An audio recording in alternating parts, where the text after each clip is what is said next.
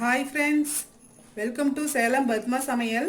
இன்றைக்கி நம்ம என்ன பார்க்க போகிறோம்னா, வில்லேஜ் ஸ்டைலில் இந்த பச்சை மொச்சை வச்சு மசாலா வறுத்து அரைச்சி ஒரு குழம்பு வைக்க போகிறோம். பார்த்திங்கன்னா சாதத்துக்குலாம் நல்லா டேஸ்ட்டாக இருக்கும். வாங்க போய் பார்க்கலாம்.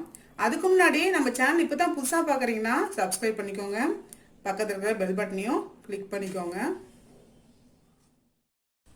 இப்போது அதுக்கு மசாலா வறுக்கிறதுக்கு பாருங்கள், நான் ஒரு பேன் வச்சுருக்கேன். இதில் கொஞ்சமாக ஆயில் ஊற்றிக்கலாம், ஒரு 2 டீஸ்பூன் அளவு.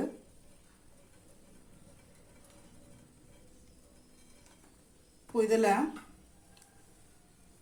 1/2 டீஸ்பூன் ஜீரகம், 1/2 டீஸ்பூன் சோம்பு, 2 டீஸ்பூன் மல்லி, ஒரு 5-6 காஞ்ச மிளகாய். காஞ்ச மிளகாய் வந்து உங்கள் காரத்துக்கு தகுந்த மாதிரி போட்டுக்கோங்க. இது ஃபஸ்ட்டு போட்டு வறுத்துக்கலாம்.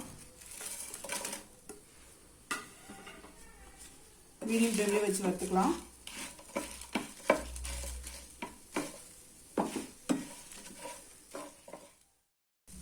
பாருங்கள், இந்த மிளகாய் இதெல்லாம் வறுபட்டுருச்சு.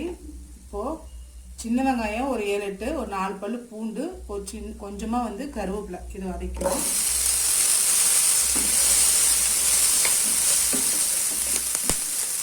இது ஒரு 2 நிமிஷம் வதக்கட்டும். இப்போ வெங்காயம் வதங்கிருச்சு. 2 தக்காளி அதை போட்டு வதக்கலாம்.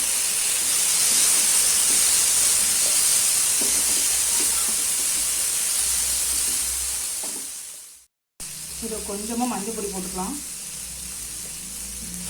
தக்காளி நல்லா வதக்கிக்கலாம். இப்போ பாருங்கள், தக்காளி நல்லா வதங்கிருச்சு. தேங்காய் பார்த்தீங்கன்னா 2 பத்து அளவுக்கு இந்த மாதிரி சின்ன சின்னதாக கீனி வச்சுருக்கேன், அது போட்டுக்கலாம். தேங்காய் போட்டு ஒரு 1 நிமிஷம் வதக்கலாம், ரொம்ப வதக்க தேவையில்லை.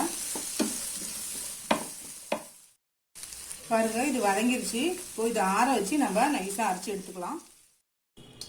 பாருங்கள், கடாயில் வந்து நான் 3 டீஸ்பூன் அளவுக்கு ஆயில் ஊற்றிருக்கேன். இப்போது 1/4 டீஸ்பூன் அளவுக்கு கடுகு, ஒரு 10 வெந்தயம். இப்போ கடுகு பொரிஞ்சிருச்சு.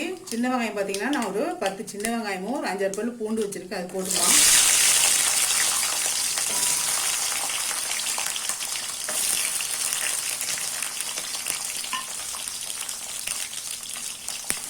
வதக்கிக்கலாம்.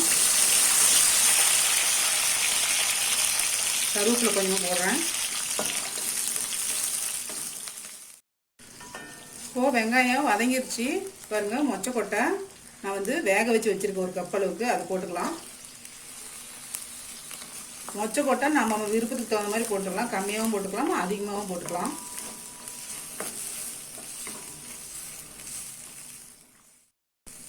இதில் புளி பார்த்தீங்கன்னா ஒரு சின்ன எலுமிச்சங்க அளவுக்கு ஊற வச்சு கரைச்சி வச்சுருக்கேன், அது ஊற்றிக்கலாம்.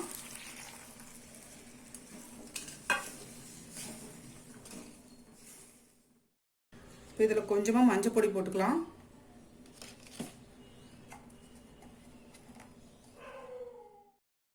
ஒரு டீஸ்பூன் அளவுக்கு சாம்பார் பொடி.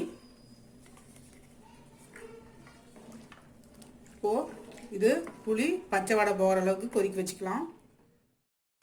இப்போ பாருங்கள், பச்சை வாசனை போயிடுச்சு. புளி உப்பு தேவையான அளவுக்கு போட்டுக்கலாம். இப்போது நம்ம வறுத்து அரைச்ச மசாலாவை அரைச்சி வச்சுருக்கோம், இது போட்டுக்கலாம்.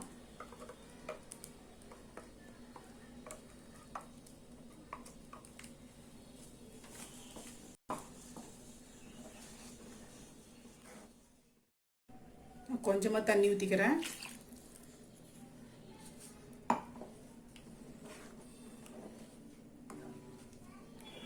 இது ஒரு 5 நிமிஷம் கொதிக்கட்டும். பாருங்கள், பச்சை வாசனை போக கொதிச்சிருச்சு. இப்போ கருவேப்பிலை போட்டு ஸ்டவ் ஆஃப் பண்ணிடலாம். நம்ம குழம்பு ரெடிங்க.